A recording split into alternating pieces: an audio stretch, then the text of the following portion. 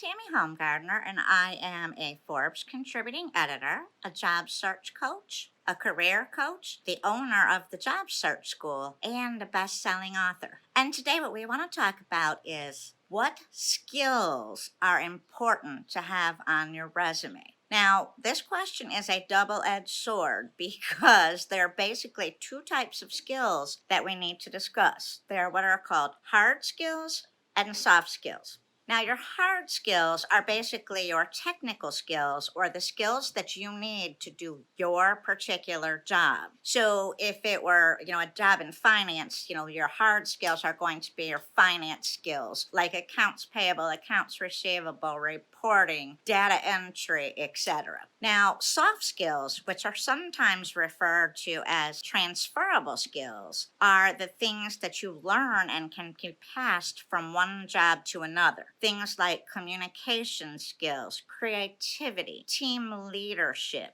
strategic planning, any of those type of things that can be learned in one job and taken to another. So for example, let's say that you had leadership experience in a past job that has nothing to do with the job you're looking for today. That leadership still will transfer over because you've had experience leading a team, for example. So that's what we mean by soft skills or transferable skills. So what you want to do on your resume is you will be listing some of your soft skills, but your resume primarily needs to be about your hard skills because the hiring manager or recruiter needs to see that you have the actual qualifications for the position before they bring you in for an interview. Normally, most of the interview questions are going to revolve around soft skills because they won't even bring you in until they know that you have the hard skills that they are looking for. So I can't actually just tell you what skills are going to be the most important to put on your particular resume. This is going to differ for everybody. But the first thing that you want to do in finding your hard skills is there's a little exercise that I always tell all of my private clients that they should do. And that is go to your favorite job engine, such as LinkedIn. I always think LinkedIn's one of the best that you can use. Go to LinkedIn, go to the jobs page, and basically do a search for whatever job position that you are currently looking for. So let's say that you are looking for a financial manager job. Pop in financial manager and then put in just the United States for now because this is not a job search. We're doing a keyword exercise at this point. So if you use the United States versus,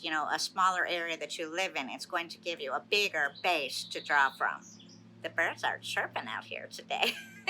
Okay, so then what you want to do is use your filters. Just use filters such as industry and so forth so that you can limit down and get more specific with the results of the job positions that are going to pop up in your search. Once you render that search, what you want to do is go through and pick out 5 to 7 jobs on that list that you feel would be a good fit for you. Then what you want to do is you want to just get out an old-fashioned piece of paper and a pencil, and what you do is you go through the qualifications and the job description of each job position one by one and write down the primary skills that they're looking for. So if it says they're looking for accounts receivable, accounts payable, forecasting, budgeting, etc., write those down on a piece of paper. Go on to the next job position that is a good fit, and this time, if the words are already on the paper, just make a tally mark next to that keyword, and if they're not on the paper, write them on the paper. Keep doing this for 5 to 7 job positions. When you are finished, look down at your paper, and the skills with the most tally marks next to them are going to be the main skills that people are looking for today in your job position. That's how you're going to be able to tell which form of a word. Sometimes in your job position, a skill can be called one thing or another. By doing this exercise, you figure out what keywords and keyword phrases are being used the most often. And those are the keywords that you should use and highlight in your resume and LinkedIn profile. So I hope this helps you. And if you want to learn more tips like this, just hop on over to